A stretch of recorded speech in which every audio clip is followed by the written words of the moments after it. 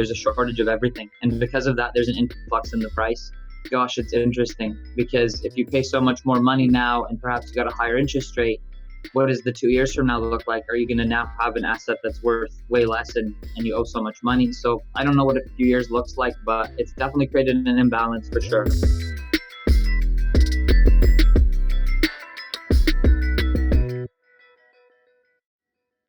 Demand for capital. I know I've read a lot of news stories. Of course, a lot of Canadians have struggled the past 15, 16 months with COVID.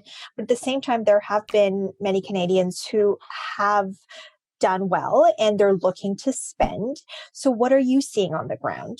In the situation right now, yeah, like I've again been in this industry for a dozen years and I've never seen anything like this where there's such a huge demand for supplies for all sorts of products. The leisure industry is just, wow, it's busier than I've ever seen it. And you can't get products. Almost everything new is sold out from every brand, Yamaha, Can-Am, Kawasaki.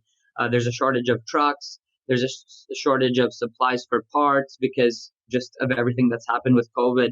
And people can't really travel much. So now what they're doing is, I guess, for our own mental health, we're getting hobbies and we're finding things that we can do, such as going out off-roading, going on our dirt bike, ATVing, boating, fishing, going out on the boat with the family.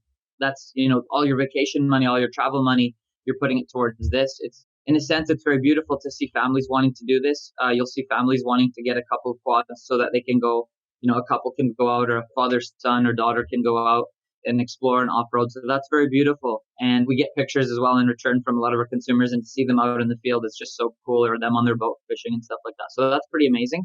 However, it's definitely thrown a kink in the industry.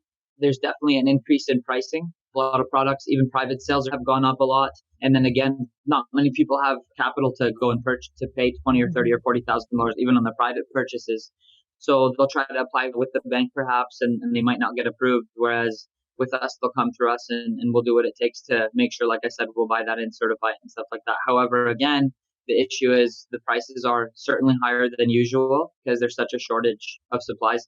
A private seller will put a quad up online, doesn't matter what year it is. If it looks decent, someone will buy it usually 24, 48 hours, because we're also trying to stock our inventory up and things are selling very quickly. We're trying to keep up with the demand for people as well. So it's been interesting for sure. And I think that it's going to be like that for a while. I think it's going to be like that for at least another year or more, because the manufacturers are also out of stock. The RV world as well. A lot of people are wanting to at least camp within wherever they're allowed to go. And there's a shortage of everything. And because of that, there's an influx in the price. Gosh, it's interesting because if you pay so much more money now and perhaps you got a higher interest rate, what does the 2 years from now look like? Are you going to now have an asset that's worth way less and you owe so much money? So I don't know what a few years looks like, but it's definitely created an imbalance for sure.